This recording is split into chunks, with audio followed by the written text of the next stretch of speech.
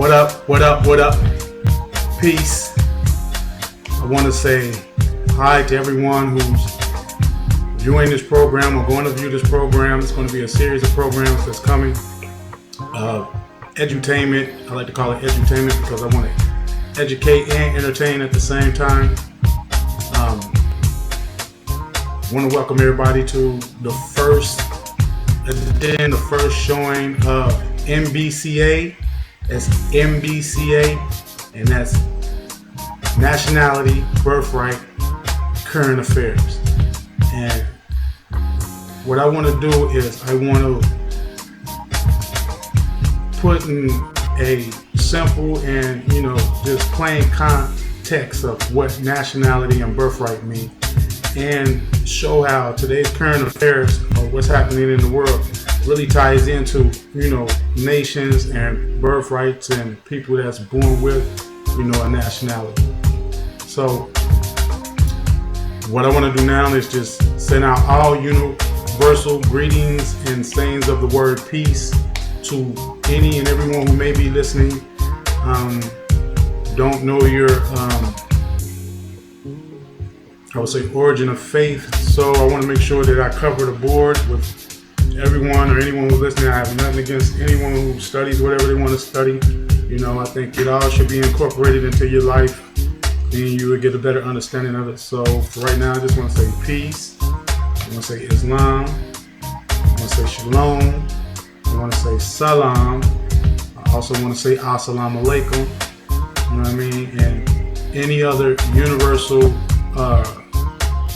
readings of the word. What I mean by universal, someone came here from somewhere else, and said the word peace, and wherever they from, I hope to have the foresight to understand that and be able to communicate, on a higher level, knowledge. But I think where I really need to start to show off at is really just getting into the nitty gritty and into the meat or the potatoes or however people want to say it. Just into, the action itself of what is nationality and what is birthright. Now, people might be saying, nationality, what does that mean? Well, if we take the time to read, and I'm going to pull up this dictionary here. It's not the best dictionary, but it's a very good dictionary. It's the American Heritage College Dictionary. 3rd edition.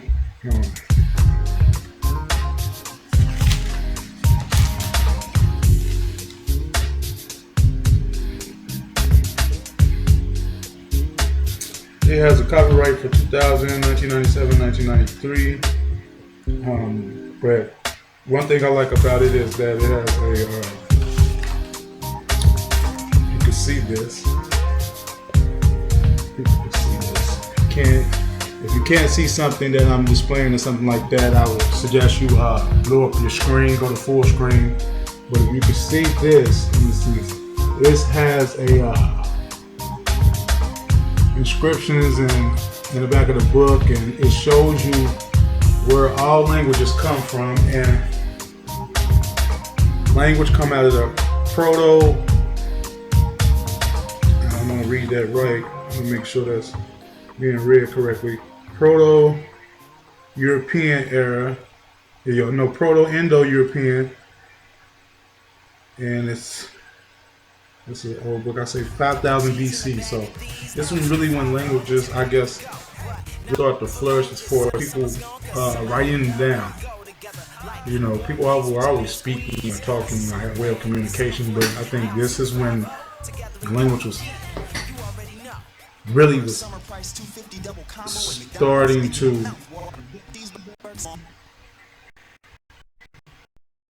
be recorded and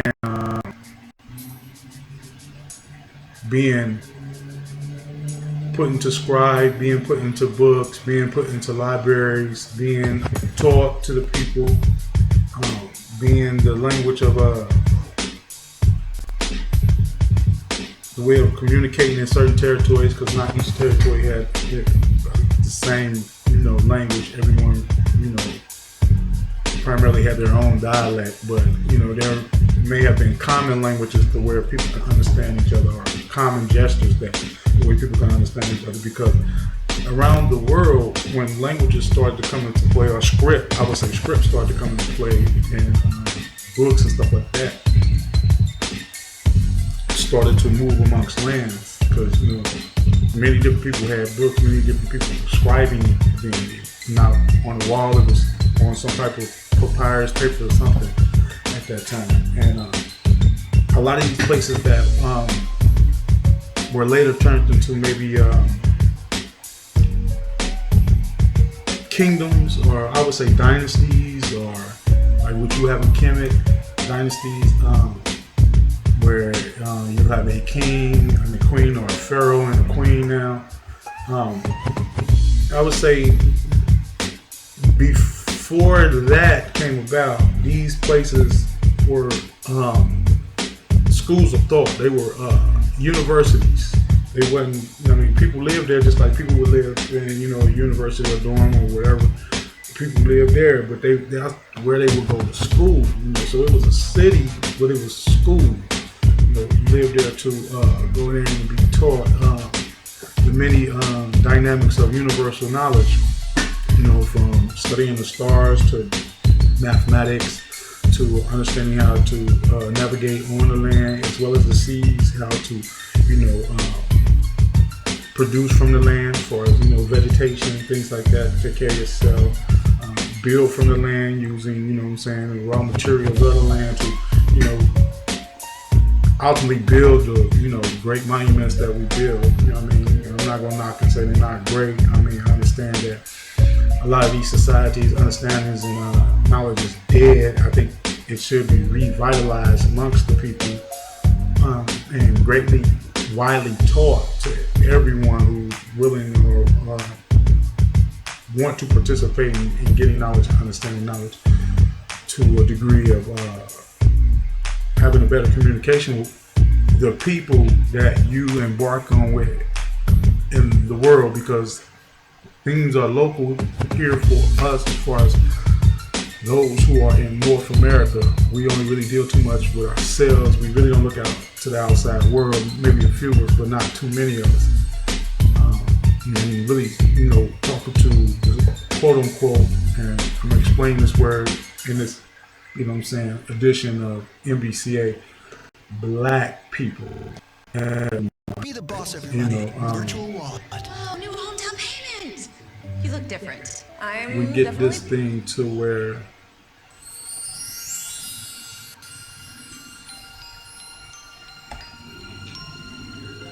we don't investigate. That's the one thing I started to learn about ourselves, about our people. We don't investigate truth. We don't like truth for some reason. We think that once we discover truth, it's supposed to, it changes you. Now your view can't be the same as it was. Well, your view is going to change when you uncover something that was hidden. And what was hidden from us as quote unquote black people was nationality.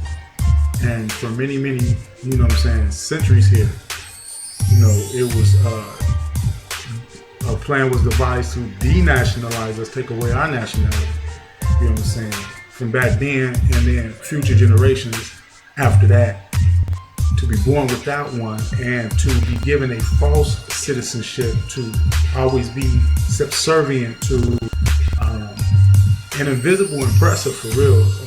The oppressor is really invisible. You only oppress yourself, or you allow others to oppress you when you don't stand up against that oppression. So that plan was devised to make sure that generations after generations of us being born, we would never recognize who we are, and what illustrious heritage that we have, and how in so many cases how we participated in the loss of our nationality and birthright by those who wanted to join a false nation or a corporation that they were talking to, duped into, or just voluntarily knew and went into thinking that it was a nation when it wasn't. It was a corporation that was getting put together for what would have been trade ports, commerce, and you know what I'm saying, amnesty, laws that were put together to govern the seas and the ports end up falling upon the land when at that time there was slave trade going on around the world, not just here in the Americas. It was going on around the world. So it was really a concept or conception from the Popes of Rome from way back, I would say, to about 1300s, 1200s, 1300s, maybe before then, to conspire to eventually attack all indigenous people around the planet. Now, where nationality and birthright comes in with us is because we are the people around the world, in this section of the world, let me rephrase that can't classify what our nationality is. I mean, we've been going so long with so many different terminologies to express who we are as a people that we never took the time to investigate, is these terminologies real, and what national descent do they carry? And what I mean by these terminologies are terms what, you know, so many in the Moorish community know as brands that were placed upon the indigenous people of the Americas, as well as the brothers and sisters from Al-Kebalan, which is the true ancient name of the continent of Africa. Al-Kebalan, a Mexican, Southwest Asia, to be geographically correct, that they will be branded as Negro, Black, and Colored. And it's a thing in or a document that was passed as a law that stated that Negroes, Black, and Coloreds will fall under Christian property, and it's called the Christian Black Codes of 1724. So if you were a indigenous citizen here, or let's say an indigenous citizen of the world that they end up bringing over, power up your trading and take a position using your target, because all melanated people are indigenous to the planet and every landmass. Now, no landmass on the planet Earth that you will not find tone or people that are highly toned, highly melanated, from the darkest tone to what we consider the lightest tone, red bone. Even, you know, to keep it 100, even the European brothers and sisters are melanated. It's just the lack of hue that they produce that, you know, makes it somewhat, or us in certain senses, genetically different, but all the while being, I guess, well, the scientific word Homo sapiens. I don't know if I should use that word. I should just say human beings and leave it at that. But there is genetic difference. You can see in hair texture, you can see the tongue, you can see the lips and the noses, you know. So I'm not stating none of that. It's not obvious. But what I'm saying is that when we think of human beings upon the planet, the first thing that we think of being born here in the Americas is color. We look at people through color and not through a national descent, because there are people who can look similar to one another from around the world. You can get people from here in Mexico and find someone in Iraq, Iran, or somewhere in China that looks like that person. So what I'm saying is that you can't address people by color. You have to address people by their national descent and then their appellation. And what I mean by appellation is what they call themselves. You know, what is their name, in a sense. That's what appellation is. But in a sense, if you're going to be a free national person, I won't really say free national person. I want to say more person with a nationality. You know, I don't want to get people mixed up and thinking I'm part of some so-called free national movement or sovereign movement. No, I'm a Moorish American. I'm more of Al-Morocco, descendant of Al-Moroccans, Moabites, Canaanites, Hittites, Hamites, and across the board. I'm not sovereign from, nothing. I am part and parcel of thus said republic form of government. Keep that, in mind. Never part of the corporation, and don't ever get it twisted and think I am. So let's get back to what I'm talking about. So I want to go into this American Heritage College Dictionary, and we're going to look up the word nationality. And you're going to see what that word says and what it means to some people.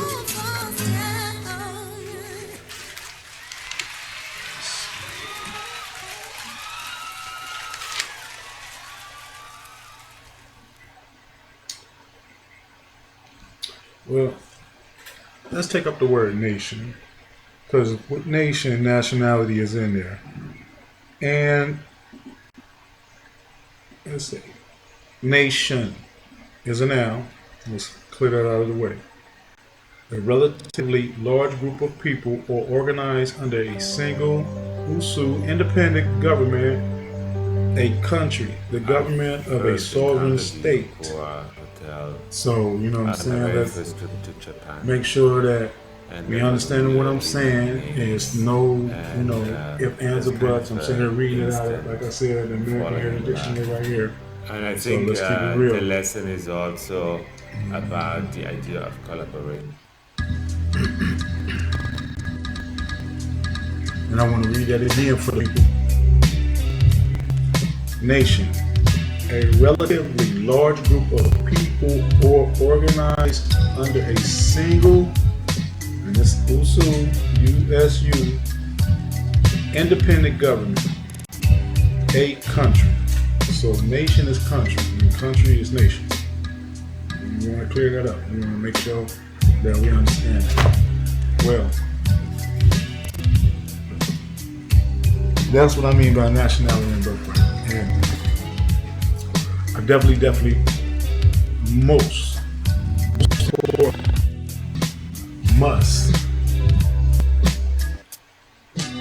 announce and put this on the record. If it wasn't for this man, one man, who came amongst his people, and his people kind of knew him not. Some knew, some didn't. Those who didn't, they became the sellouts. They became the traitors. Those who knew him, they became the faithful ones. The few faithful Moors that this illustrious, grand, great man talked about. And that is the honorable, the noble Prophet Drew Ali. Prophet Noble Drew Ali, Islam to you. You gotta give it up to you, brother. You came with the one solution for these people here in North America, in North America, to get their thing together, and that is nationality and birthright. One must have a nationality, and one can only have a nationality through it being a birthright passed down from your mother to you, because mama is the nation, but then woman is many nations. So let's make that a clear understanding. Nationality can only be passed without this man here. I want to show you, like, many of y'all don't know who he is. I have not seen a picture of him. This is who he is right here.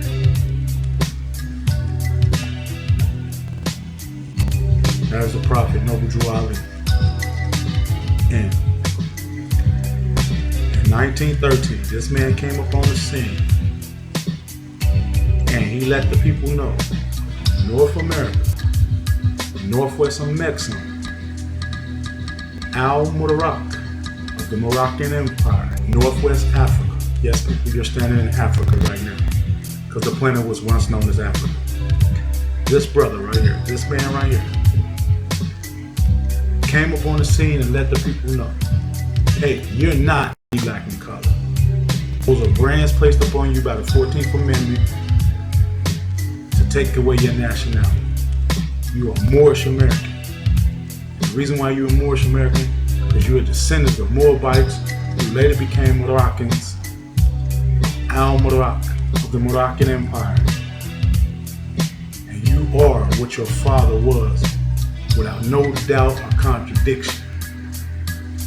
So,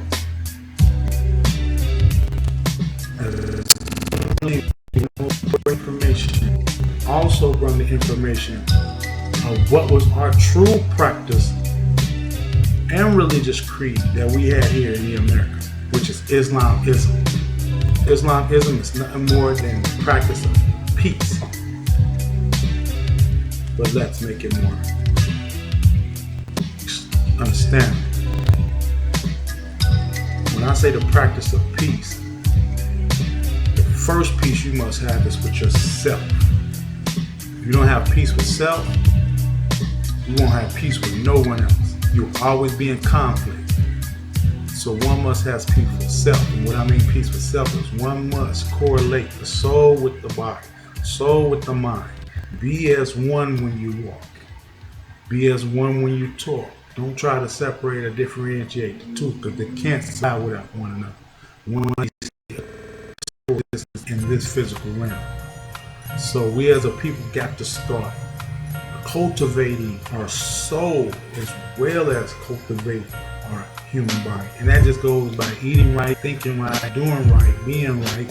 You know what I mean? You're going to make mistakes. We live in an infinite plane, so don't wallow over the mistakes. We're all going to make them. But at the same time, do everything in your power to live at your greatest self you can. And that means express as much love as you can for self and others. Express as much peace as you can for self and others. If you have knowledge of things that people may not be aware about that can help people, express that. Bring that to the light. That's what this brother did. Because when it comes to the literature that he came with and brought to the people with the Circle 7 Holy Quran, with the 101 questionnaire, with much more literature that he put out, the Divine Constitution of Moorish Americans, to his autobiography that he has out. And I'm going to read more into the autobiography. I've been reading about it, and that's one of the reasons why I really want to, start something. I've been studying this Moorish science for the last couple of years, but I have been getting so many different understandings of it that it was becoming conflicting to myself. So I had to dwell in deep into myself and start to, as the great creator Allah, guide me to the right people. And that's what happened. And now that I got a more higher understanding and grasp of what it means to have nationality and birthright, I said it's time for me to put something out there, some type of media, some type of voice, some type of talk. I want to put some literature out there, so I want to get with someone that can show me really how to write a book and put this in perspective, to get people to start reading what, nationality and birthright is about. I also want, someone to help me with some type of a magazine or news circular, so we can start having communication around the planet when it comes to birthright and nationality, because there's Moors around the planet, not just here in the Americas. We're just the Moors of the Americas. You see what I'm saying? It's Moors in China, it's Moors in Germany, it's Moors in Italy, it's Moors in Spain. It's Moors all over the planet. I mean, matter of fact, I'm gonna keep it 100 with you. If you are of melanated tone, if you have a Moabite mother, melanated woman gave birth to you, you are a Moor. And even if not, you are an amalgamate Moor, mixed Moor, because the Moors went around the world mixing their seed, mixing their blood. I mean, it's evident as day that you see people still mixing seeds, still mixing blood. So, you know what I mean? You know, though the great prophet said to not amalgamate with the European. People want to do them, they do them. I ain't got nothing against nobody what they do. I just love my Moabite women. No disrespect to any other women out there, but I love my Moabite women. Of a Moabite woman, you know, a Moabite woman that took care of me, loved me, gave me comfort, you know. I'm a widow son. I'm the son of a master mason. So I have to, you know, get love back. You know what I mean? That's just universal right there.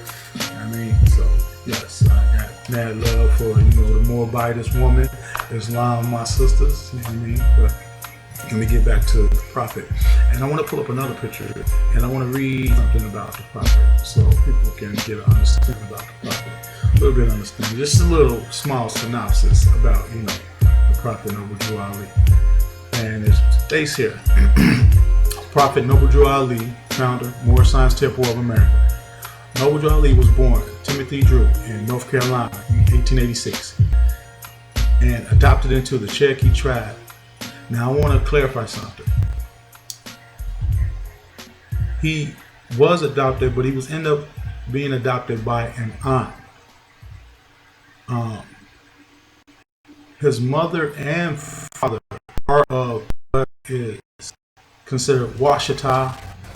His mother is Tuna with the word or the last name, surname Turner from. She's a Tunica Moor, Washita of the Washita nation of Moors, and his father is full-blood Cherokee. I want to mention that his mother's full-blood Tunica and his father's full-blood Cherokee. And Cherokee are Moors as well.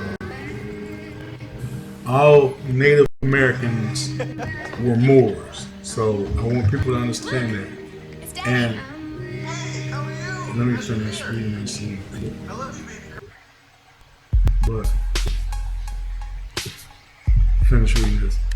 So he did become adopted because his parents had passed away, and he got adopted by an aunt. He wasn't adopted into the Cherokee. He was already Cherokee. Full-blood Cherokee, full-blood Tunica. Really same people. You know what I'm saying? I want to keep that in mind too. I want people to understand that. There's no separation in these tribes. I think some Blackfoot is different from Navajo, and I want to let people know these are misnomer names. These people had indigenous names that meant something totally different, but I'm just giving these overall titles because this is common. This is what people may know. But he's born from that blood, that lineage. So let's not, you know what I'm saying, make no mistake here. This is just a small synopsis, like I said, but I'm going to make the corrections within this that I know of personally myself by reading, you know, summarizations and autobiography works on the prophet. So let me continue on. He began working as a circus magician, then traveled to Egypt where he studied under a priest who recognized him as a prophet. So one thing I want to clear up, a lot of people be saying that this man called himself a prophet. No. He never called himself a prophet. He was given the title prophet by a high priest who recognized him as to being a prophet. So someone recognized in him who he was. He didn't even know who he was. As you can see, he was trained working as a circus magician. I mean, so he wasn't even aware of who he was at the time till he started to study what a priest, a high priest of an old order that, you know, is not being openly practiced no more. Maybe being practiced in secret societies. Maybe being practiced, I wouldn't say maybe, I'm going to say it is being practiced in secret societies. It is being practiced in those so-called lodges and stuff like that, and in different degrees, depending on the degree of your understanding and how can, if you can elevate to a higher knowledge. So he never called himself the prophet. Someone else recognized that he was the prophet and then gave him that title. And from my understanding, he was given the title of Sharif Abdul Ali. You know, these all three titles are grand titles. Each one is high exalted. Each one is the grandest that you can be given. You know what I mean? So it was only befitting when he was given that appellation that he would be called the prophet. So let me get back on. Now I'm gonna start out from there. He began working as a circus magician, then traveled to Egypt where he studied under a priest who recognized him as a prophet. The true origin as to who, when, and how Islam was introduced in America. The Moorish movement in North America stands as the foundation of Islam and Islamic nationalism in America via its founder, Prophet Noble Ali, who started his work in 1913 in Newark, New Jersey. So I want to make a clarification as what was said in that paragraph. Now, give honor and praise Islam all day to the Holy Prophet Noble Ali. He did bring Islam, and the 5 principles of Islamism, which is love, truth, peace, freedom, and justice. And that meant for everyone, because that's universal. It's not just meant for a certain group of people. It means for everyone walking on the earth plane. That's universal. Let's clarify that. But Islam didn't start with Noble Drew Ali or the Moorish Science Temple of America. Islamism was the religious creed and practice over here in the Americas before the Spanish Inquisition, the conquistadors and the Europeans came over here with Catholicism and Christianity, which is really the same religion. I mean, and to keep it technical, all of them are basically the same, but you got to understand the metaphysical meanings of these things or the metaphorical meanings of these things, and you got to know how to differentiate what is metaphorical and what is actual history. A lot of us don't know how to do that. And that's one of the great things about Moorish science that I grandly love, that it teaches you each one of those religions, no matter what it is, in one frame of understanding, because each one is the same thing, just taught in a different way, and that's where the divisions come in at. But if you just take the time to study these things for yourself, not rely on others to relay the message to you, but open up these books, go into these schools of thought yourself, and then as reading something in Christianity, you'll find something within Islam that matches up. You'll find something within Buddhism that matches up with Islam and Christianity, and so on and so forth, to where you will start to be able to connect the dots and take away from what you know is truth and throw away the rest that you understand is not. So let's get a true understanding that Islamism was already practiced over here in the Americas, because there's many carvings in mountainsides, inside caves, that show early Aramaic writings over here in the Americas. You can't deny the name of some of the cities here or states here, like Alabama. You say Alabama, you say Allah in the beginning, Alabama. If you say Tallahassee, Tallahassee. So you say Allah in Tallahassee. You get what I'm saying? So, and I can go on and on. I mean, you could look up the University of Tampa and you'll see the structure of the building is basically Islamic. I mean, it looked like a mosque. It doesn't look like a university. It looks like a mosque. So let's be clear that, you know, Islam was already practiced over here with the natives. You know what I mean? With the indigenous people. I really don't like to say the word native. I want to say more indigenous. You know what I'm saying? Aborigines, or indigenous to the land. So, but what happened is after we were denationalized, we got disconnected from that understanding. You know what I mean? Before we were into Christianity, we were into Islamism. That was our practice. That was the practice of our ancient forefathers, because that was the practice around the world, which came about of, you know, the mystery schools of Kemet, which was Ma'at. You know what I'm saying? People get it mixed up when they think of Islam, Christianity, and not being Ma'at. No, it is Ma'at. You got to find Ma'at within these understandings. That's when the third eye opens up. That's when you at the third eye, the third eye chakra. Because you investigating the hidden, and that's what the third eye does. It investigates the hidden. So let's continue on.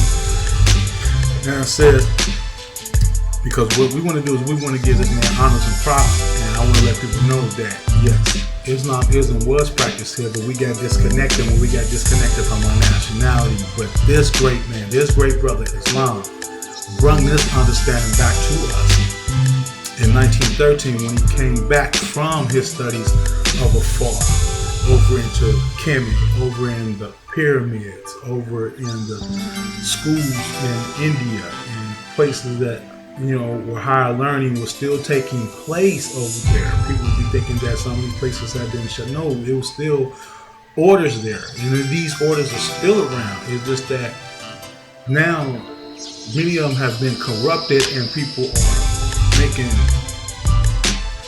all just type of crazy sacrifices to be a part of these organizations, and continuously selling out the people. And I'm talking about the people of your higher ups, even your entertainers, your sports figures, people like that, you know, who in some circumstances, some of them get this knowledge, some of them get this understanding, and many of them take hope not to bring this knowledge to the people, and then getting kickback for that, to get money for that. So, you know, if they can keep people on the dumb, keep people enslaved, keep people ignorant, and get paid off of it, why would you want to try to help someone? You know what I'm saying? It doesn't make any sense for you and your household. But, you know what I mean?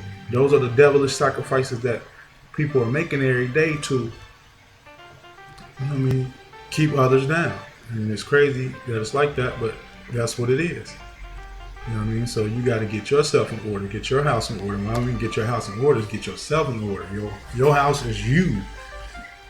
What you are in right now is a domicile. Your house is you, your body.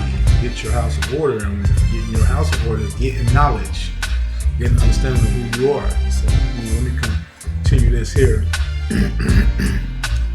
Said the movement reached its peak in 1928. When an estimated 70% of African American population being involved in one way or another nationwide from the years 1929 to 1936. The movement began to fragment, giving birth to other popular movements such as the Nation of Islam, the Black Hebrews, and many others. And I want to express again, if you can't see something that I'm actually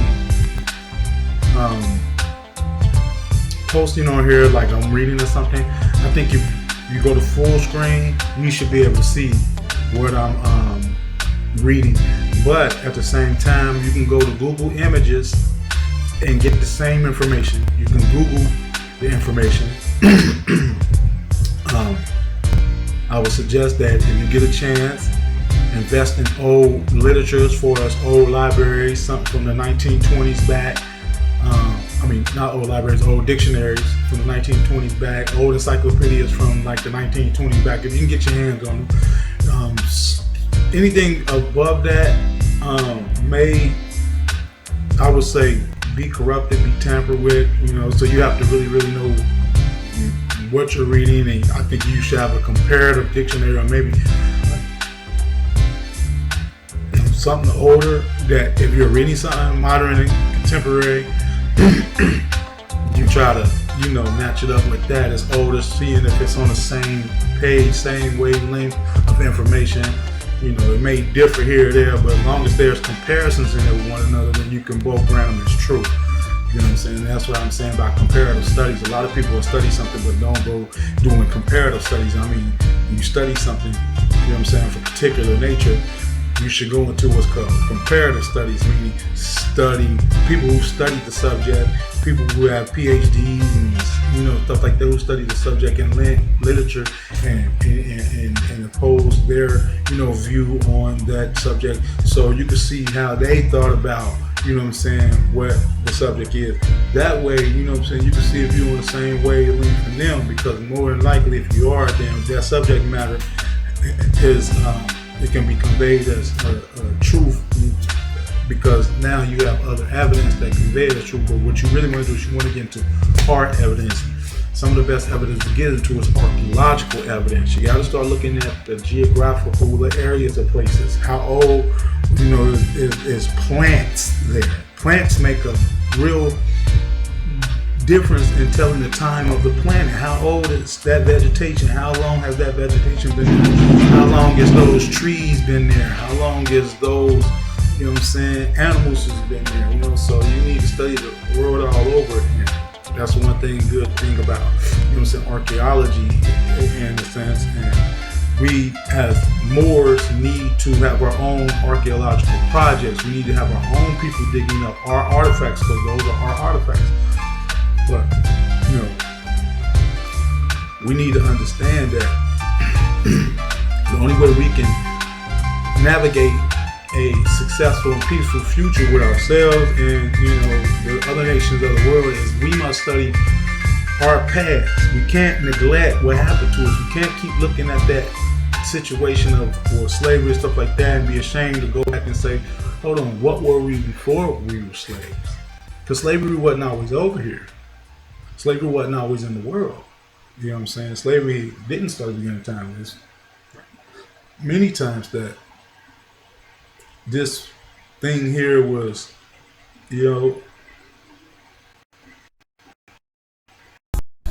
peaceful. Had many years of peace, many years of sharing knowledge and building civilizations and stuff like that. We got to understand, where did the conflict start at amongst ourselves for us to follow? Because the only way you can follow, or the only way you will follow, is you make it happen. No one can. People can plan your downfall, but you have to accept that plan for it to work. You know what I'm saying? It always falls on you. You are the master of your reality. You create your reality. What you perceive is what's going to be. What you think, you plan to put into action, it will come about. So we must understand that we can't be in the realm of the know or the unknown anymore. We're in the realm of the know now. We have to take advantage of these technologies that we have today that allow us to look up things, to allow us to research things. And that's what I said, as Moors, we need to have our own archaeological excavations. We need to have our own digs. We need to have our own people chronicling and cataloging, our artifacts and our heritage, because it comes from us. And we need that to be on a major display to show the world, like, hold on, wait a minute now. We need to start, respecting the evidence that's there, that show and proves that these people are who they say they are, without contradiction. And being born in North America, Al-Mubarak, we are Moors. Plain and simple. Brothers and sisters, we are Moors. So we need to wake up to the understanding of knowledge. Then we need to correct our status in law. Because what many of us don't understand is that Negro, black, and colored is not a nationality. And this brother, honorable, give him honor and much respect to the Prophet Noble Ali Islam, bring that to the attention of his people.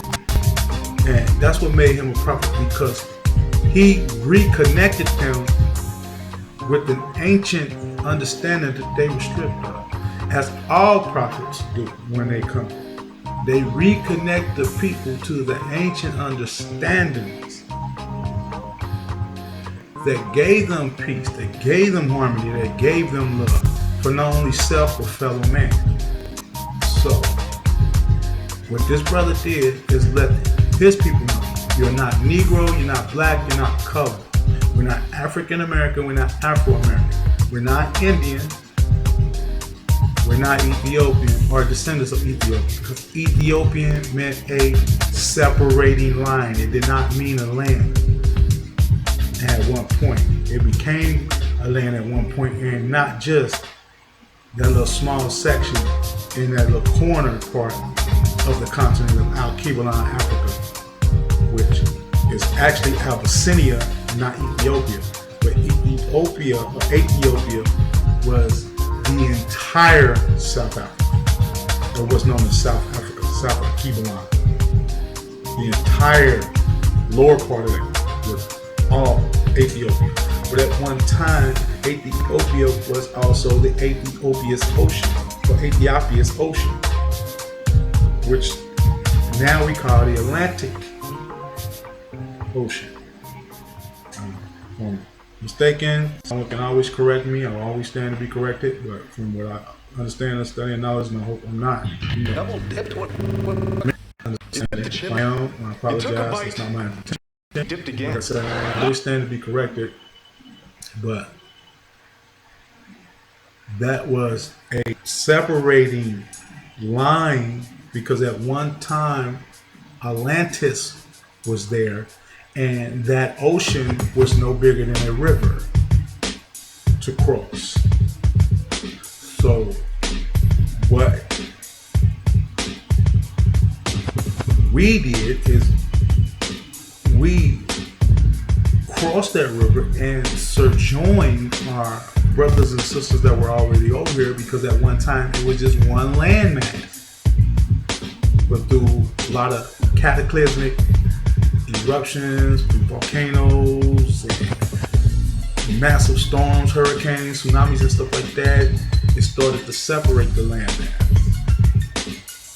And many years of, I would say, just destruction like that really changed the globe. You know what I mean? Geologically, everything. But we were still family. Even though we were separated from one another, we were still family. You know what I mean? So we will always have a connection to Al-Qibla, Africa, because that was just one landmass with the Americas. And that's how we got descendancy there. And even through the so-called slave trade, you know, and I do that because it's not the truth of that story is not really being told. Wasn't that many people run over here from Al-Qibla, like they explained before. Didn't that many people die, like they explained in the history books and stuff like that, that is richly, falsely informative. I mean, like, it's really bullshit in those books. And they're not telling you the truth. Excuse my expression of what I said, but I'm just keeping it real with that. But in 1913, when this man stepped up on the scene and let us know that we were not Negro, black, and colored, and we need to declare our free national name. And that's what I mean by when I say free national. I mean I am a national who is free from the corporate strain or chain that's around many of our, brothers and sisters' necks. That's what I mean by a free national. I have a nationality. I'm not part of the so-called free national movement. I'm part of a divine national movement. And let's keep that 100. Divine first, then national. I gotta always come and be in a place of peace, place of love, place of universal understanding, and always in the mindset of gaining higher knowledge. So that's what I mean by divine. You know what I'm saying? The breath of living spirituality, because spirit and breath is the same word, or spirit means breath. Through me breathing this understanding every day into my existence is leading me up on the path of love and peace and truth and freedom and justice. So I can't, you know what I mean, walk in any other light but I'm supposed to. He's 8 years old and in the 3rd grade. The one thing I got to do is keep it real. And one of the reasons why I'm doing this program is to keep it 100 real about nationality and birthright. We have a nationality, and that comes from a birthright. And our nationality and birthright was stolen from us, and we have to regain it back. And that's when you have to correct who you are in law, because we've come into the understanding that color means who you are, and color does not mean who you are. Color cannot describe, you know what I'm saying, what is your faith. You know what I mean? Color can't describe what you like to eat. You know what I mean? Color can't describe who your mother was and where her lineage comes from, or who your father is and where his lineage comes from. Color can't describe that. If I say I'm black, you can try to say I'm African in descent, but I might not even have no direct African blood, or maybe have a very small percentage of African blood in my body. So who am I then? Right? So I mean, that's when we gotta understand we gotta understand the planet in its ancient origin. And that's how you link yourself to family. I am a global citizen. I am a brother to all men on the planet Earth. So all people is my family. But I gotta understand, or I know and understand that I got good family, I got some dirty family. You know what I mean? It is what it is. So that's how it's always been with us. We got good family, we got dirty family, and that's always been the fight. And then, you know, after we fight and go at and tear each other down, that's when others come and benefit from it. So we have to get into the position of stop fighting anymore. You know what I'm saying? So I'm not looking to fight with someone who want to be part of this faith system or this faith system, this faith system, or that, whatever. You know what I mean? You study what you want to study, and if you want that separation, then keep yourself separate from me, because I understand these knowledges and I understand these sciences to be universal. They're not meant to be separated. You know what I mean?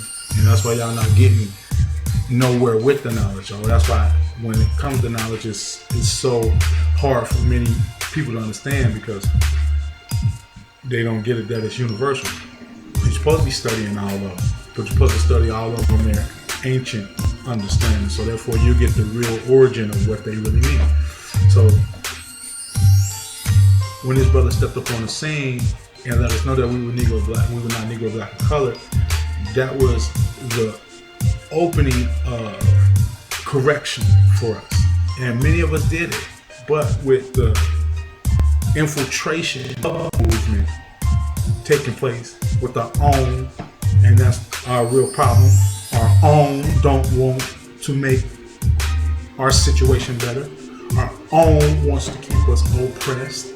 Our own is benefiting off that oppression, so they're not looking to ever help. So we got to start to eliminate those people for contributions we're making to their causes, because their cause is not for you, their cause is for themselves. And then inner fighting, inner bickering, that's what messed up this divine national movement that is 100 years late, but is starting to pick back up. And I think it was destined for it to be like that. I don't think we were meant to get what we were meant to get back then. All of it had to play out the way it had to play out for us to start to make it happen in this lifetime, this era of the Aquarian age, because we were still in the age of Pisces when the prophet came with this understanding and knowledge. So people were still going to be ignorant. And what I mean by that, if people don't understand the zodiacs, you have to read your zodiacs, and through these houses, you get certain type of energies that's going to affect things universally, as well as, things on the planet Earth. We're all governed by the zodiac. Whether we understand that knowledge, believe in the knowledge or not, know the knowledge or not, we're all governed by the stars. We are stars and we're governed by the stars. So everything is universal. So in the age that he brung knowledge, the age of Pisces was considered ignorance.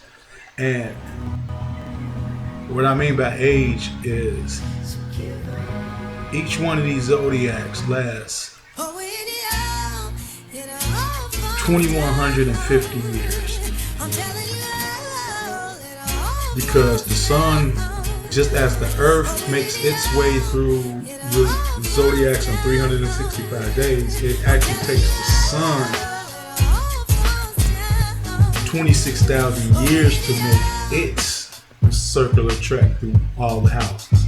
So for over 2,000 years, there's an age of ignorance where we as a people really dumbed down, started to do dumb things, become dumb people, savages, and all other crazy things that we should not have been part of, but it's part of how things work in the universe, because the universe it's not a straight line, it's an up and down thing. Always up, down, it's always in a wave, and so now we're in what's considered an up situation, though it may not seem that way with all the things that's taking place out here in the world. Many young brothers being gunned down, sisters being gunned down, not just by us, but by so-called authority figures, policy enforcers. People need to know that people are not police. Police must be elected. If he's a police officer, he must be elected to an office. And none of these people are elected to an office. None of these people's names are on a ballot. None of these people are getting voted into their position. So who are they? They're security office people. They're policy enforcers. They are part of the corporation, and they deal with you accordingly because you are corporate property. Let's keep it 100. You're registered as Christian property. So therefore, until you correct your status, you're property. You're not seen as human. It is what it is. And you're not making up. You can go check out the law. It's called civil liter mortuus, meaning dead in the eyes of the law, because you are property, so you are owned by someone. So the only one who can represent you is your owner. You can't represent yourself. It's like a dog trying to represent itself. No, the dog can't represent itself. The owner has to represent a dog. And that's the same with our people. You're owned by someone until you take the initiative to own yourself. You're owned by someone else. And, Negro, black, and colored makes you owned by someone. Those are slave brands, slave terms that they imposed upon the indigenous people here, as well as the brothers and sisters that came from our Kiva line, because we were the same people.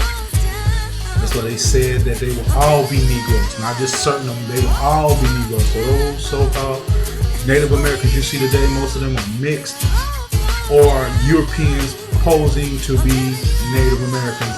But the word American, if you look in Webster Dictionary from 1928, it states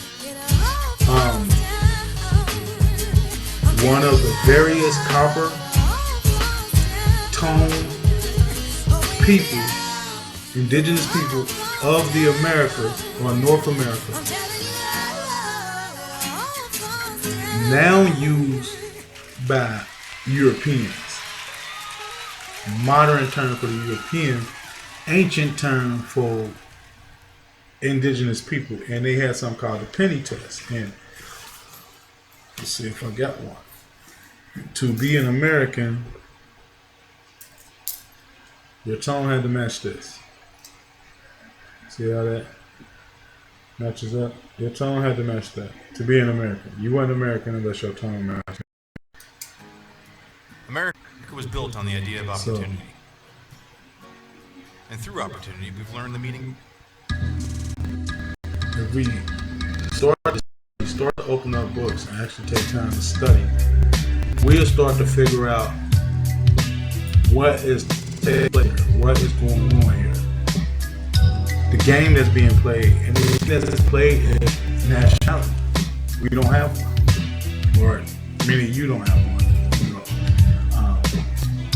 I put in my paperwork to do my nationality, so it is what it is. You know, I got some other paperwork to do because I got to get a nationality card, identity card, and I got to get a nationality travel card, and I'm also getting a student card. You know what I mean? Because I go to a place and I want to let the people know that there's places you can go to get this knowledge. Many brothers and sisters, good brothers and sisters, got this knowledge, willing to share this knowledge. You know what I'm saying? One of the places I go is a website ran by a great Grand Sheik's sister named Roz Mariah Bay, and it's called RV Bay Publications. That's letter R, letter V, letter B, as in bumblebee, letter E, as in electricity, letter Y, as in publications.com. And then you have a brother named by Abdullah Mozi Talib Bey, who has civil letter, Morse civil letter, let me get that right, Morse civil letter.net. He got loads and loads of information. He also deals in etymology, and etymology is the science behind words.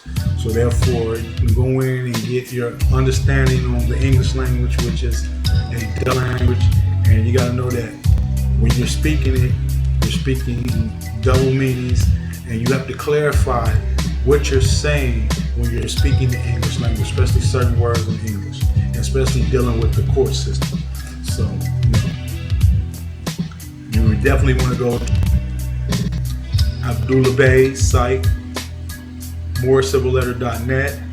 You also want to go to Roz Mariah's site, RV Bay Publications. You can check out YouTube videos by a great master teacher, Grand Amir, Islam to the brother, Islam to the brothers and sisters that I just mentioned. But I gotta give it up to Brother Tariq Bey. Great man. Love you for the work, love you for the information. You bring it to light. You don't cut no corners. You don't play no games with the people. You are sacrificing so much out of your life that people don't even know or understand what you have given up, what you are giving up to make sure that people get this information. So I gotta give you a shout out. Love you. You can also check out videos by Dr. Alim Bey. Very enriched in the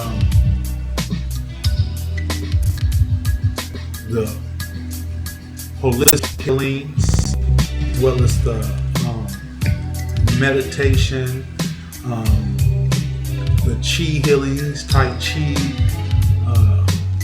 many different understandings of the Moorish nationality movement. He's Grand Sheik. He's also Washita. You know what I'm saying? So, give that brother a look up, check him out. That's Dr. Alim Bey. Dr. Alim El Bey. Let me correct myself on that. I'm sorry, my brother, Islam to you. We also got to give it up to Hakeem Bey. Great brother. Learned so much from that brother. He has many videos on YouTube you can learn from. Some of them are old, so be patient with the video. Be patient with the sound of some of them. But they're very good videos. If you're paying attention, if your third eye is awake and open, and you're doing your due diligence as far as the studies, you definitely will get enlightened. I also want to give a Islam to Brother Cujo our L up in Canaan Land, Canada. You know, brother brings loads and loads and loads of information to the people. You know, I'm an honorary member of the Canaan Land Moor Science Temple up there in Canaan Land. So I want to give an Islam a shout out to all the brothers and sisters, all the Moors up in Canaan Land. Much love to you Moors, you know what I'm saying? Keep the Prophet's mission going. Let's do what we supposed to do and need to do to uplift all of humanity and bring the knowledge, understanding to the people. I definitely, can't wait till, you come here August 8th and on Redden Road at the library, Avondale Library in Redden Road. Ready for a great lecture, for all that knowledge and ready for all that, enlightenment and peace that's, coming to the city, because the city really needs it. Give Islam and, much love to Sabir Bay, everyone at the Sabir Bay show that, puts in the time and the effort to make sure that the information is being put out to the people. Spoke with Sabir, a while back on the phone, and it was just a grand conversation. I had so much joy in my heart speaking to, that brother who has just so much knowledge and so much wisdom to give to the people. It just makes, me feel so great that I know that there's people out here that's carrying on this mission, carrying on this work, and making sure that we're waking up our people, because our people need to wake up. We need to stop being a part of the hypocrisy and a part of the lies that has taken place with this place over here. This Roman occupation, European, colonialism that has taken place over in our land. This is our land, people. Let's not get it twisted. We are the first inhabitants of the planet Earth. No one can ever claim stake to this but us. You know what I'm saying? So we need to wake ourselves up to that. And I want to, give a shout out to all the Moors that's out there doing the Prophet's work. I want to make sure that all good Moors, the few Moors that the Prophet said would be doing the work, I want to make sure that they always get their just due. Always, no matter what, always get their just due. They gotta be put, have their light put on them, so people can, look these people up, look up their information, check these people out, make sure you sit there and you study.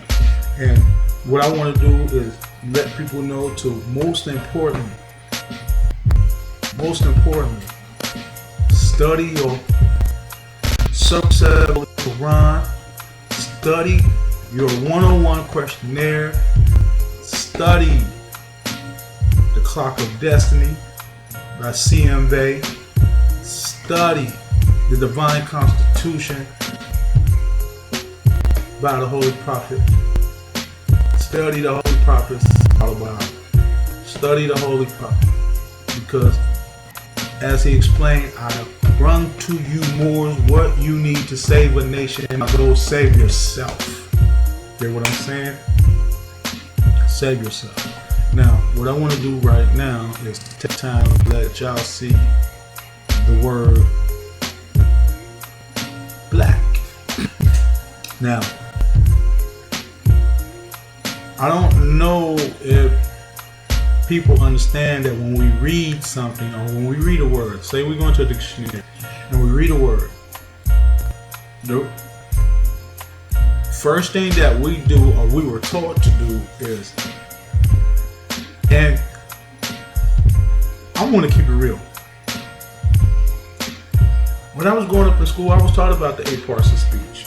I was taught about nouns, proper noun, adjectives, verbs, prepositions, stuff like that, compound words, stuff like that. So, articles, stuff like that. So,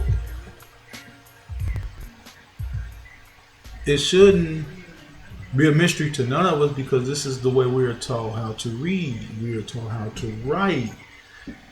These instruments of understanding of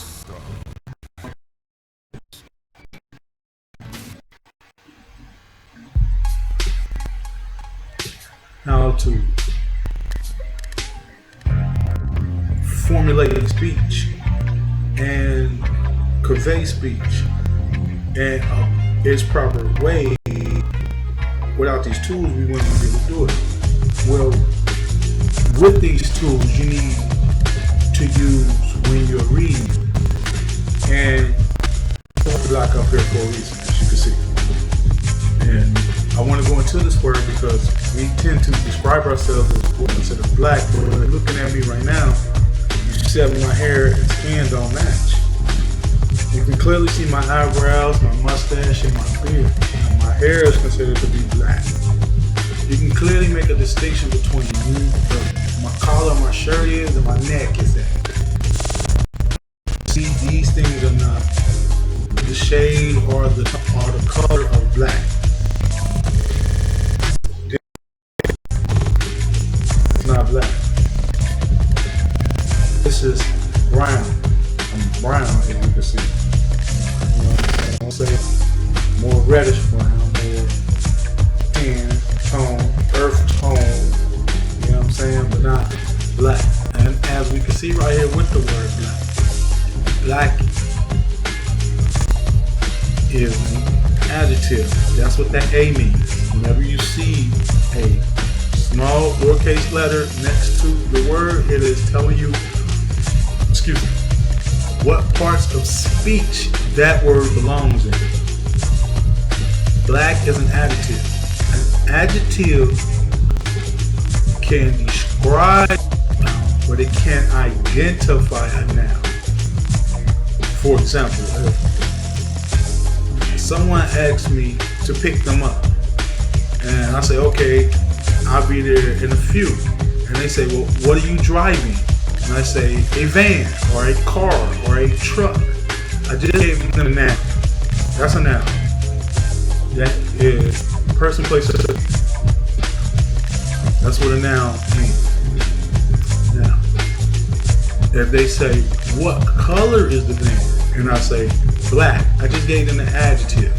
I just gave them the description of the noun.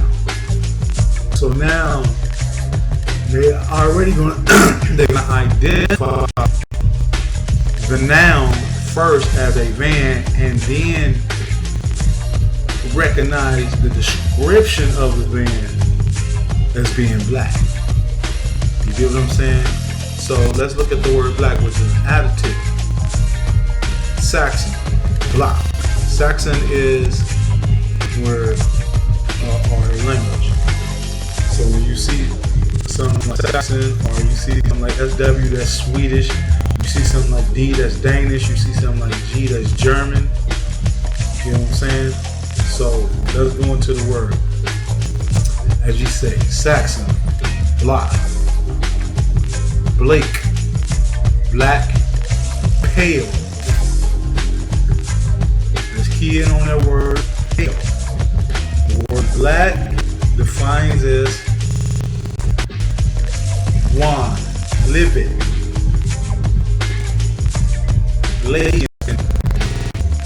blaken, to become pale, to turn white,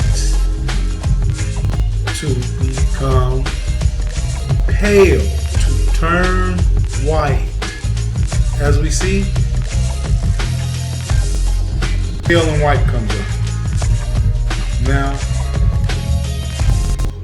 to become black, to blacken, Blake, ink, Swedish, bleak, pale comes up again.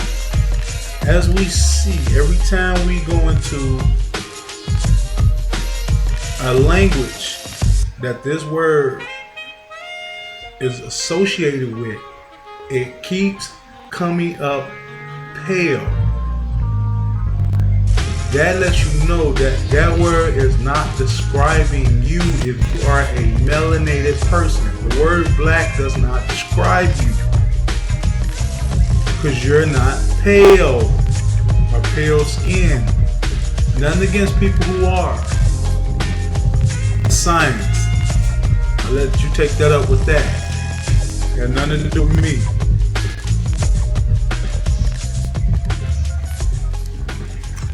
But as we clearly see, the word says pale. Now, I will ask people to look in the dictionary for themselves. But when you look in the dictionary, you read a word, right? You automatically don't go into the definition. After you find out what part of speech it goes into, then you go into the language it comes out of. What languages use the word. And then you find words I'm an early riser, in the appendix but Mike's that always is there. related to that word. And you will also find that in the appendix, He helps me understand black the vehicle, using the in the same appendix information as is a dealer, Beal. and puts my mind at ease. B-E-H-L. If I'm not So by the mistaken. end of it all, Beal. he doesn't just B-E-H-L. know my And car. it also He means knows me. pale or shine or white. So the word black does not associate with so-called black people. There's no such thing as black. There's no such thing as a black person or a white person, because there will be gray people. Simple, right? Right, okay. Now, these are statuses in law. And if you don't have a nationality, you will be casted into a system that will place you into the word black, which puts you in the lowest form of so-called human being. Matter of fact, to be called black is really not to be called human or to be considered as a living, breathing person. A natural, living, breathing person. It has nothing to do with me. It's not emotion. I'm trying to give you the real denotative meaning. Denotative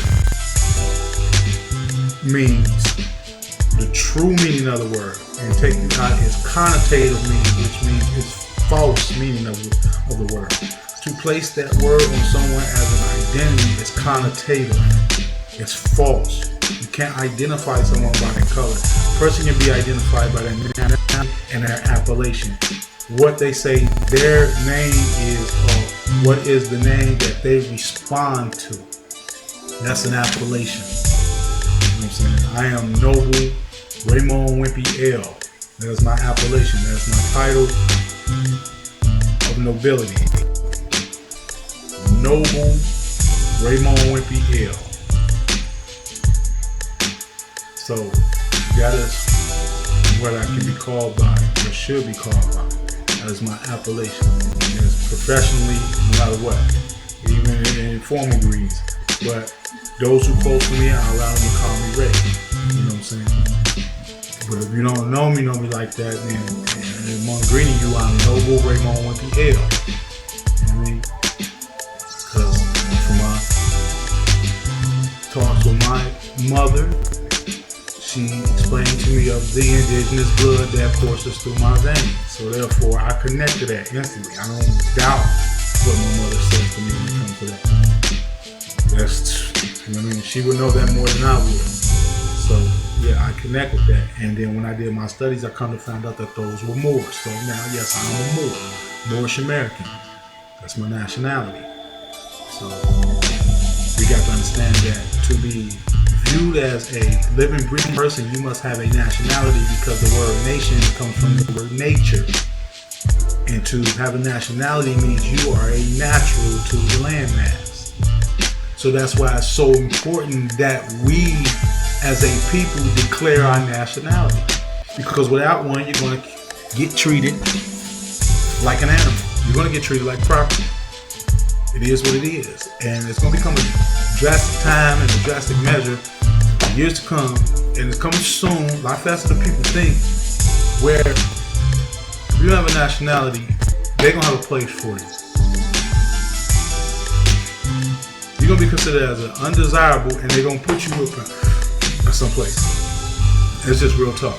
So that's why I'm saying nationality, birthright. And the reason why I added the current affairs, because a lot of things that's happening today as far as religion, as far as economics, as far as just world events, is on the basis of nationality and birthright. And the denial of those who've been deprived of that. So I want people to understand like I said, go to RV Bay Publications. Go to More Civil Letter Net, morecivalletter.net. Go to YouTube With videos of those Cannon, Severe Bay, Dr. Eileen Bay. Dr. Eileen Bay got a website. You know, my next show, I'm gonna make sure I give a shout out to that. You know what I'm saying? Can't think of it off the top here right now, and I apologize for that, Islam for that. But yeah, Dr. Eileen Bay also have a website with a lot of information. All these brothers and sisters I mentioned, Cujo Our L up there, Candleland, Sabir Bay, just, you know, get your study on. But like I said, most importantly, you need to study the Holy Quran, or Circle 7, Holy Quran. You need to study that 101 questionnaire. You need to study that Divine Constitution. And you need to study that Clock of Destiny. You know what I'm saying? That's congressional right there. People don't know that. That's congressional. That was put up in the Library of Congress. You know what I'm saying? Written by C.M. Bay. So, you know, you do your studies on, you know, Noble Ali extensively. Find out about that man. You know what I'm saying? And, you know, it's not about trying to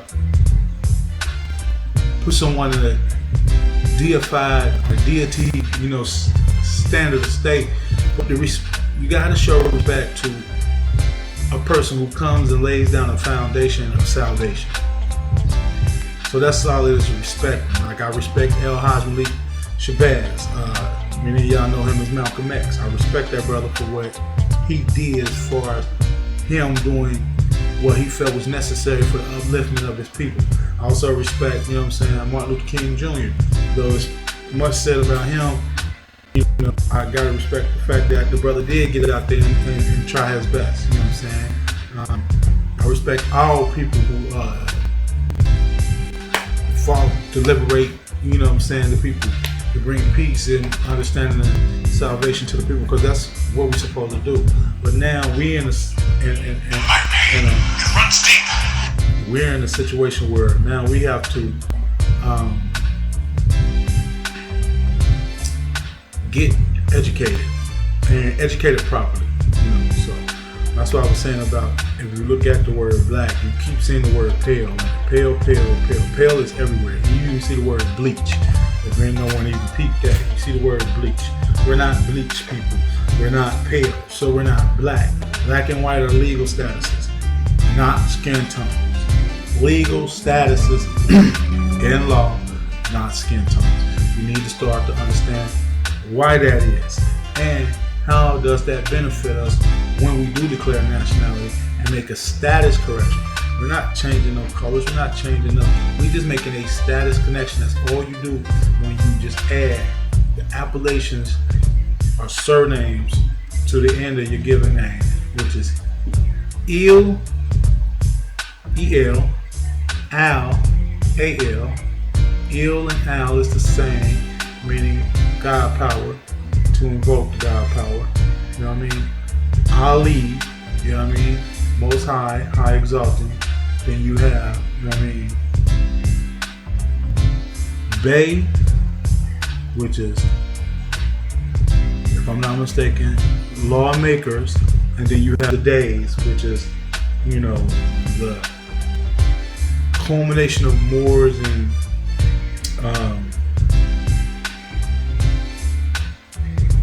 just a mixture of our family, you know what I mean, from abroad in here, you know what I mean. So,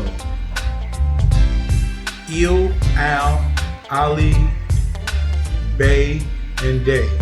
You know, these are the surnames that you actually attach to your given name, and it places you in free national standing, or it places you in having a national standing, you know what I mean, and a correction change, and a status change. And don't hyphen the Il, Al, Ali, Bay, or Day at the end. Don't hyphen it. No, connect it. Make it one name, one appellation across the board. However you want to call yourself, make sure that surname is directly attached. No hyphen, no separation. Because you hyphen it, you still separate yourself from your nationality. Learn that and know that. So I just want everyone to know, just want the people to know that we need to start studying what nationality is. Now, what I want to do is get in a little further on this understanding because I think many of us don't. Let me see what this is here. Right, I want to read this here to show you how we set up this United States of America. It was us who set it up, and we set it up to have a connection of import-export with other, lands in the world, other countries in the world. But it was also to allow the European to settle on the eastern seaboard of the land and cultivate that part of the land because it really wasn't getting used for much. Let's keep it 100 on the eastern seaboard. Most of us was probably south. We had some people in different territories in the north, but most of it was probably west and south. You know what I'm saying? So, we didn't see it too much of a problem for them to even set up over there. And it was business, you know what I'm saying? We were doing business because we already had our system set up amongst ourselves first. And they adopted our system when they came over here. And what I mean by they is the Europeans. So I want to find that so I can make sure that I'm reading it off with you. And I think it's up here. If I'm mistaken, there you go, right there. So I want to find that. And read off. Let me see if I can get it up.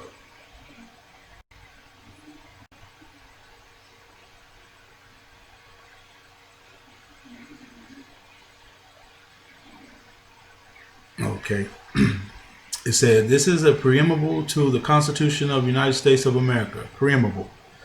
We, the people of the United States, in order to form a more perfect union, establish justice, ensure domestic tranquility, provided for the common defense, promote the general welfare, and secure the blessings of liberty to ourselves and our posterity,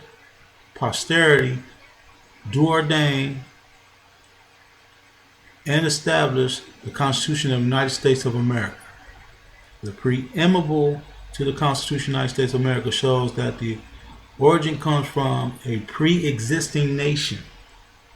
So when you say something preamble, anytime you use the word pre, that means already there first, been there first, already started first. So we were already here and we already had a system of government set up before the European came upon these shores. You know what I'm saying? And this is the secret nature. This is the secret of nature's law and nature's God, symbolized in the two seals of the great, in the two seals of the one seal of the United States, the continental United States of the indigenous Moorish nation. Nature law and nature's God is mentioned in the Declaration of Independence. And as you see this right here on the left, when you see the pyramid, and you see how it's set up on the back of the dollar too. And that's one of the reasons why they hadn't changed the dollar bill. Because the dollar bill tells the history of this country or the history of this nation. Because it was two nations that came together and made one union. You had the European nations, or the 6 European nations that came together and declared themselves one nation. And then you had the Al-Moroccan nation here, of the Moroccan Empire over here. Because when you're speaking of an empire, there's nations and dominions and kingdoms within the empire.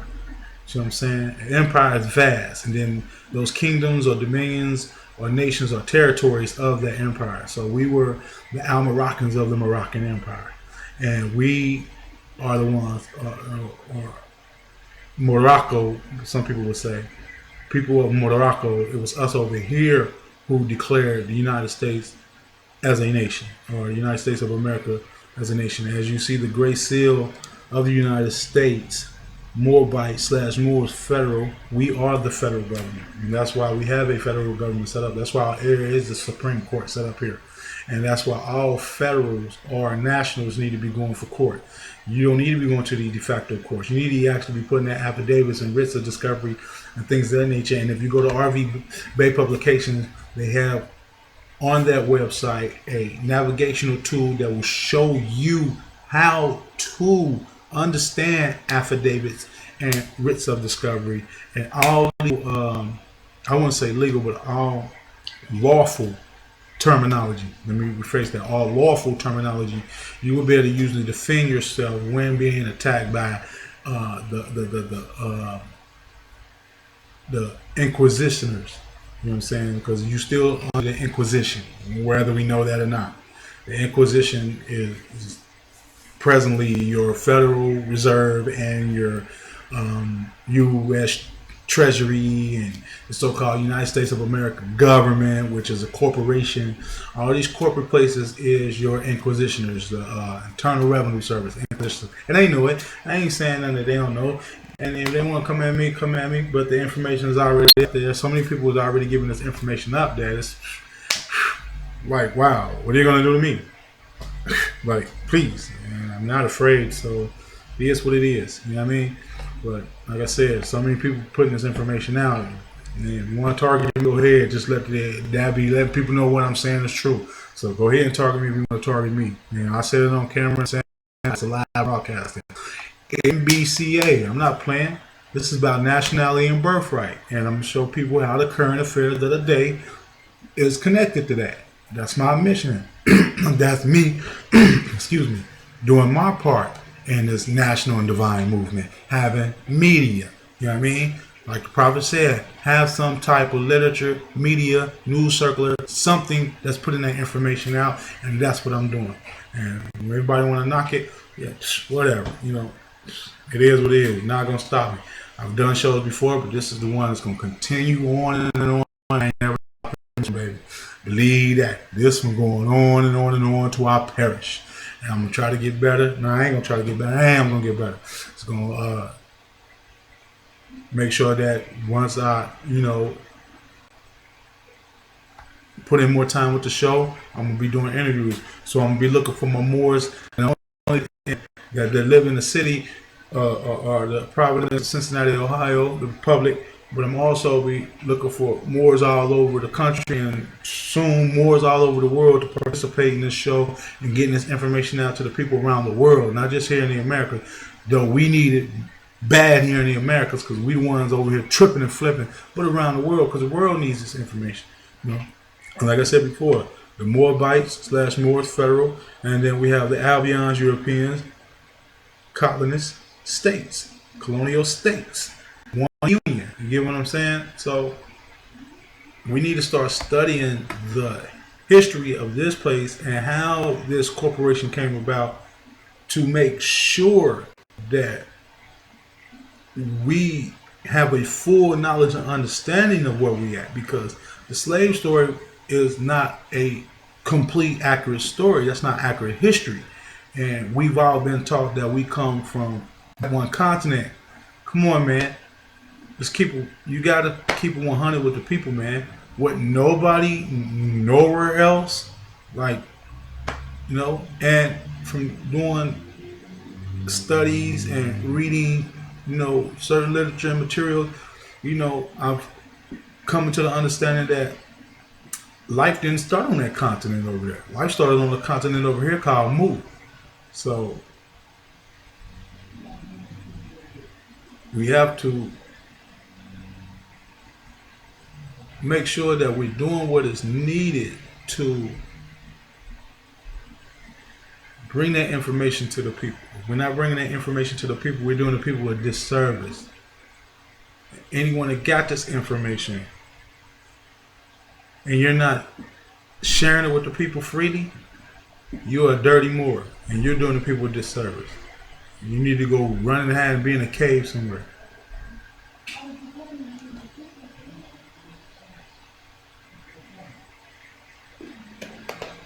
And we need to get that. We need to understand that. Sorry about having the music play, but I just went in right there. But yeah, people, we need to start to understand that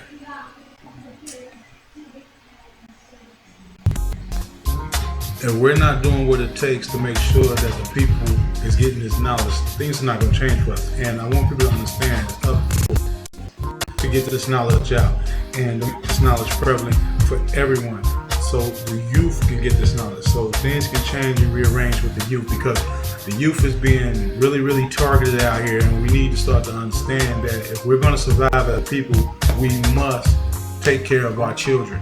We must protect our children. We can't keep letting our children get shot out here in these streets, and there's no course of action taking place to make sure that this doesn't happen to our babies. And this needs to be taken place on a national level and international level. It need to be genocide. They need to be going to the world courts for what's taking place out here in these streets when it comes to our youth. It's on us. It stands on us. We gotta make it happen. We don't make it happen, it's not gonna happen. And that's real. Ain't no time for no cutting corners and bull. The bull is over with. New Moors are coming in with the eyes wide open. We the old Moors that was down with old Joe Ali. And all you ones who ain't down with the prophet, it's over for y'all. Scimitars to the head. Time to behead y'all. Time to cut that head off. Because that body needs to die. And that's just real talk. And I'm talking about with knowledge. I'm talking about with understanding. I'm talking about with universal knowledge, baby. Let's get it. Let's make this happen for ourselves, because if we don't, no one else will. It's up to us. It ain't up to nobody else. It's up to us. And I'm going to keep professing it. This is about nationality and birthright and current affairs. It ain't about nothing else. So don't ever get it twisted. I'm not here to sing and dance, tap dance, none of that. You know what I mean? I'm here to bring the prophet's mission to the forefront to the people. As my other brothers and sisters, Islam to all who are doing the same correctly, truthfully. Not that bull. Not trying to make this into some religious cult thing, because it's not. We don't deal in that spookism. We deal into that sacred geometry, and we deal in that mathematics 0 to 9. We deal in that spookism. 10 to 9. Don't come over this way with that. And that's not what the Moorish movement is about. We're not no religious organization to the point to where you have to succumb to a certain religion to be known. Come as you are. Nationality doesn't debate, not debate, but doesn't denote your faith understanding. Nationality is free. If anyone try to charge you for nationality, what I mean by charge you, I'm talking about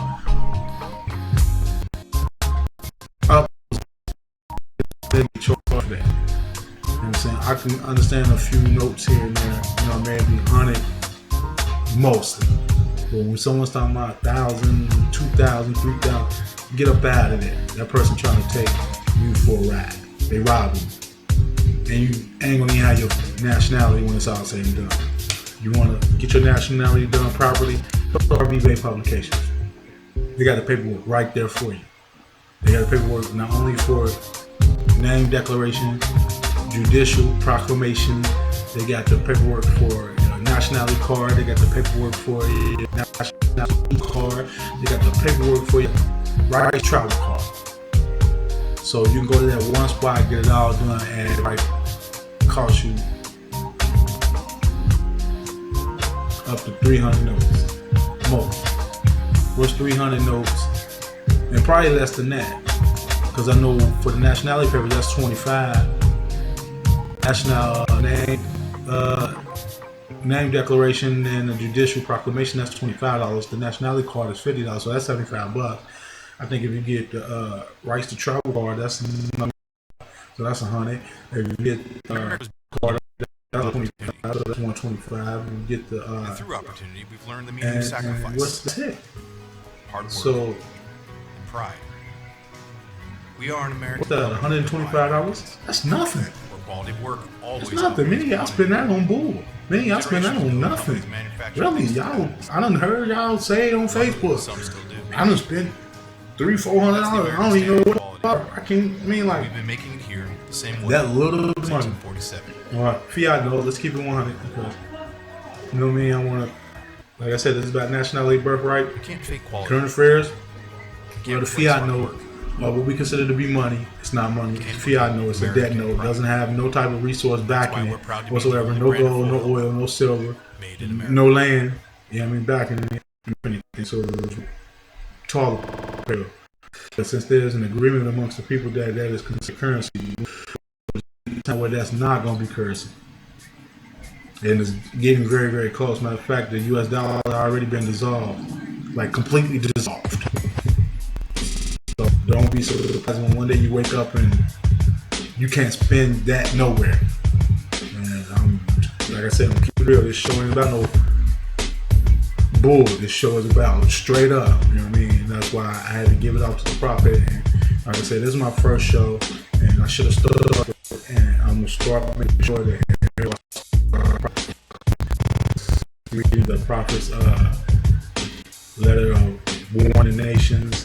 I'm gonna also read the prophet's letter. We read it every meeting. I'm still this is my first show, and I just get it up and ready and running. But from here on out, you're always gonna hear me speak about the prophet. And it's one thing I'm gonna always give that recognition, honor, and most definitely praise to Prophet Noble Joe Ali, because like I said, if it wasn't for him, we wouldn't have been reintroduced and given back our free national standards, our national name, our nationality. And he reintroduced us to something that was taken from us. So like he explained that he brought Islam, in a sense, he brought it back. It was already here, it was already part of our understanding. But we were stripped of that. And what he did is he brought that understanding back to us. And not the religious bull it's being perpetuated with, because it's a school of thought. It was never meant to be prayed to or it was meant to be studied and applied. You know what I'm saying? That's why I say you gotta read these texts in a metaphysical, metaphorical way. You know what I mean? And then apply the good nature of these texts, of these schools of thought. You know what I'm saying? Elevate one's understanding. If you don't elevate your understanding, you always gonna be handicapped when it comes to the world. Because the world deals in international law and nationality. The world doesn't deal in colors. Get out that mentality out of your head. The world doesn't deal in colors. The world deals in free national standing. If you're not with a nationality, you are subjugated to whatever mistreatments people want to apply on you. That's law. It's not debatable. I want people to start to understand what is debatable and what's not debatable. When something is true, fact, and evident, that's not debatable. Errors, truth, and evidence. We all needed to fucking survive out here. Excuse me. Y'all need to breathe. That's debatable. That's evident. You know what I mean? So people get it twisted when they think of what they consider to be. And our side of evidence is when something is not debatable. When you see Aramaic carvings on walls in the Americas, that's from early century or ancient times, that's not debatable. You can't debate nothing like that. When you see statues of pharaohs and Buddhas and sphinx and carving hieroglyphs on inside the Grand Canyon, that's not debatable. When you finding these on the side of the Rocky Mountains, and when you finding mountains in Kentucky, and on the other side of that mountain, pyramid steps, that's not debatable. You can't debate nothing like that. And the Moors of the Americas was known as the great mound builders. And these same mound builders from over here went and built those great mounds in image. A lot of people don't know that. That's why I say, we as a people, we need to study the world. Quit just trying to study the section. Study the world. Now, mainly study where you're from and where you are. Because none of us, we walked and we didn't live in the continent of Africa for many years. We live here. So we have to start understanding that we must study here. Because like Great Prophet said, I would tell you to study, study, study. When you ask me what else to study, I would say study yourself.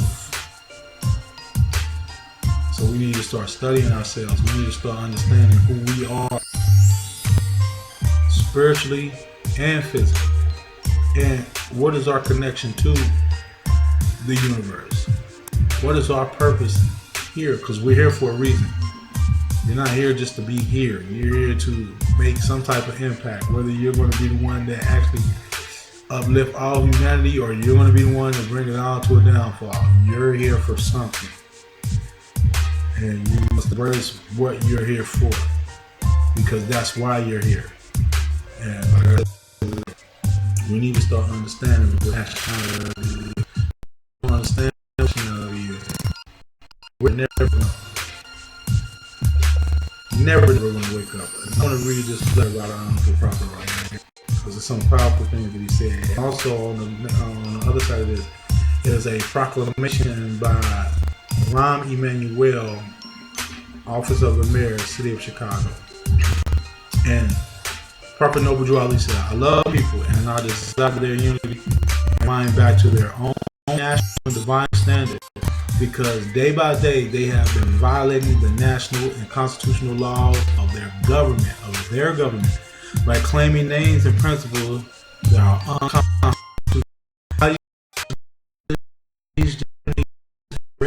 For every national name and religion before the constitutional government of the United States of America, it is no more than right that the law should be forced upon all American citizens alike, and all other government name of national descent, name. Okay, read that again. And all other governments, when a man is born and raised there and asks for the name of national descent, name, and if he could give it, he's misused in prison or exile. Because they trust upon issues and names that they are neither a part nor partial of. Neither were they formed by their forefathers. Excerpt from the article where Noble Drew Ali Morris died in the paper on Friday, November 30th, 1988. What's so funny is that's a day after my birthday. I'm born November 29th. 1972, and that is the age of Sagittarius at the time. I want to say the age of that's you're in the house of Sagittarius, earthly at the time that this was written, or at the time that Sagittarius are in effect. The earth plane is within that house. So this is truth because it is written in the zodiac of truth, because the Sagittarius is a truth seeker. We're seekers. You can't tell something with us detecting, investigating for us to know if it's or not. And we will come there to our ultimate conclusion. We don't allow no one to come to the conclusion of what's true to us and what it is. We come to the ultimate conclusion. So, and it's funny that I'm reading this and right now, and the artist who created this music is from Chicago, Kanye West. But I want to read this Office of the Mayor, Chicago proclamation, Rahm Emanuel. And if you don't know who Rahm Emanuel is, he was actually a part of Obama's administration, and Obama's run in office, and then left that administration and ran for mayor of Chicago and won. And his first as mayor of Chicago, he put out for Moorish American Week. It said, whereas the Moorish Americans are the descendants of the Amorites, Hamites, Canaanites, were permitted by the old pharaohs of Kemet to traverse from East Africa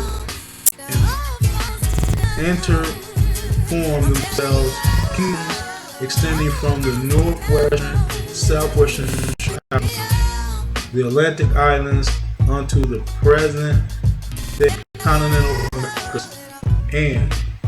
But I want to clear something up. When they say northwestern and southwestern shores of Africa, they're really still talking about the Americas, because at one time, Africa.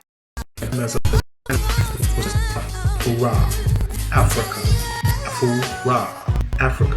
That's where the word Africa comes from. It does come from Scipia Africanus, like that. It existed well before that person came and actually conquered the northern part of that continent, with Africa. Remember, I told you earlier that the southern part of the continent was Ethiopia. The northern part, you got Libya and stuff like that, that was Africa, or considered Africa. But, like I explained before, the northern part that was conquered by Scipio Africanus, or whatever his name is, Africanus. But that was the part of the northern part of that space where that land mass was. I'm talking about the tip of the northern part, not between the lands of Nigeria. None of that part. You know what I'm saying? That was, and we got to keep it 100. The entire continent is named Alkebulan. Amexem. That is Amexem. That's the ancient name of that continent. You have Oxia, Asia, Asha. You can say Asia, and when you say Asha, you're saying Asia. This was Northwest Asia. That's Northeast Asia. So it was Amexem. This was Asia. This was Mu. You know what I mean? So whereas the people of America are now united in order to again link themselves with the family of nations, and whereas the North Americans, being aboriginal to the territories of North, Central, and South Americas, have formed a sovereign, theocratic government guided by the principles of love, truth, peace, freedom, and justice, through virtue of the universal right to self-determination, as well as with the Declaration of Rights of Indigenous People guaranteed in the Charter. And in 1886, Noble Drew was born in the state of North Carolina to become Frederick mentally enslaved more American people. In 1912, he was led known as Ali by the heads of Egypt and Holy City Mecca to return to the United States as the last prophet and founding father of the newly raised nation of Moorish Americans. As a result of the 13th Amendment, Moorish American people were in slavery in 1865. Now, therefore, Iram Emanuel, mayor of the city of Chicago, Iram claimed January 8th to the 15th, 2012, to be the Moorish American Week in Chicago. Our residents recognize the events planned for this time. Dated the 22nd day of December 2011. And 22nd of December will be coincide with Capricorn, which you can see Noble Drew Ali was born January 8th, making him a Capricorn.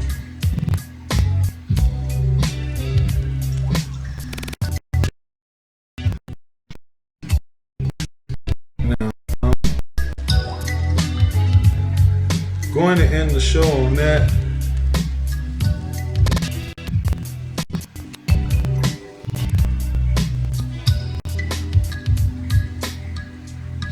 And I'm smiling because I just got a picture from my auntie of my shoe when I was a little baby. I'm tripping off that. Oh man, I'm sorry people.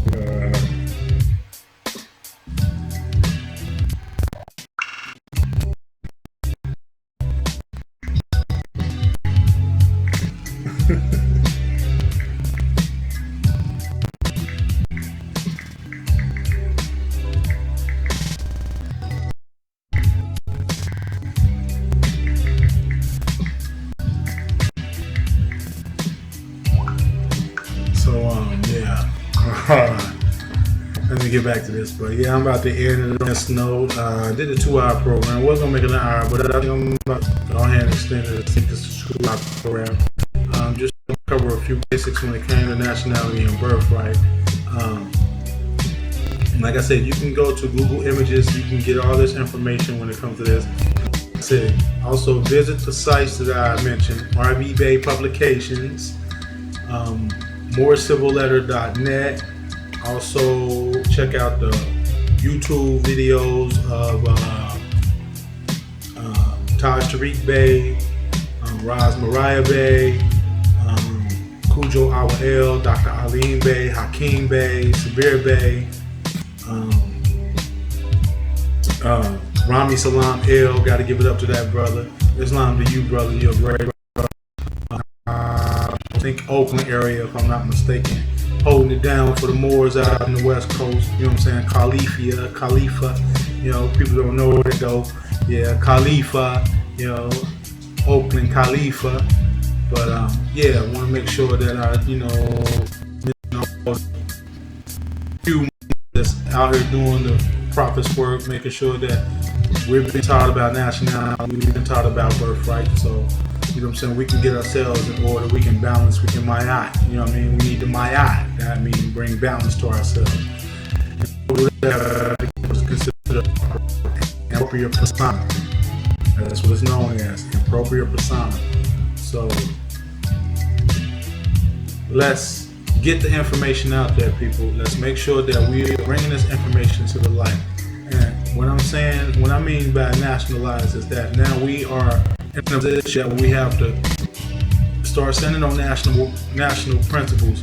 We can't keep marching. We can't keep praying. We can't keep doing things that's counterproductive to our growth as nations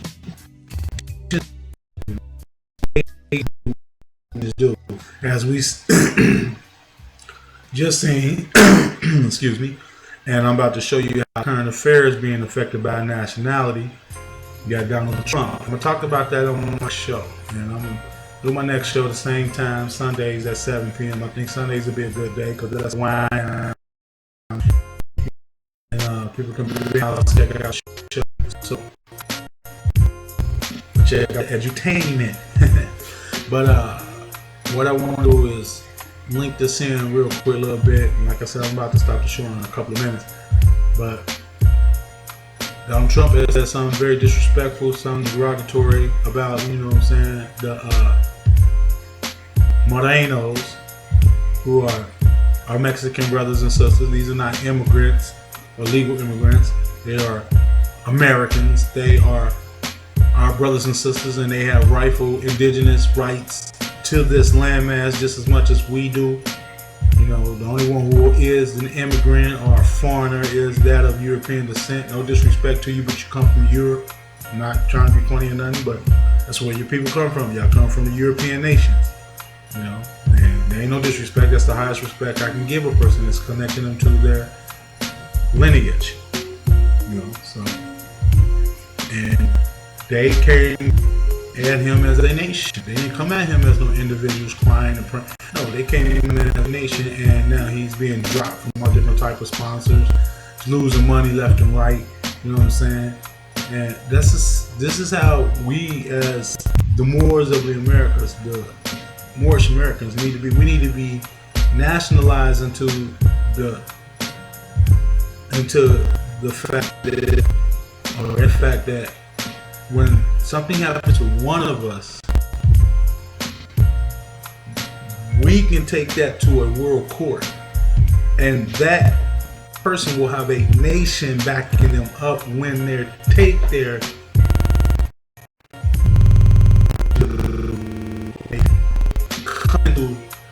that world form, be able to express what they need to express lawfully to the world, to let the world know that they're being unlawfully persecuted. They need a nation behind them. They need many people behind them, not 1 or 2, 3 or 4, 5, 6. They need thousands. I mean, by we need to nationalize ourselves, because not only are we doing it for the benefit of ourselves, and we're the ones who are going to have to struggle. Sorry to let y'all know that I tell you that. We're the ones who have to put up the fight and struggle. So when this thing is full-fledged, our babies will benefit off this, and they will be born with a nationality and be given all their national rights and be treated accordingly. So let me say, Islam, all people in the world, peace. I want to say Hotep. I want to say Shalom. I want to say Salam. Peace. Assalamu alaikum to everyone out here in the world. It's time for us to wake up more. It's time for us to get together, and it's time for us to unite. Up with the Prophet. Up with the Prophet's mission. Islam to the Prophet, Noble Drew Ali. Down with all dirty Moors. Scimitar to the head. It's time for y'all to go. And like I said, people, go to the sites that I mentioned. RV Bay Publications, moorcivilletter.net.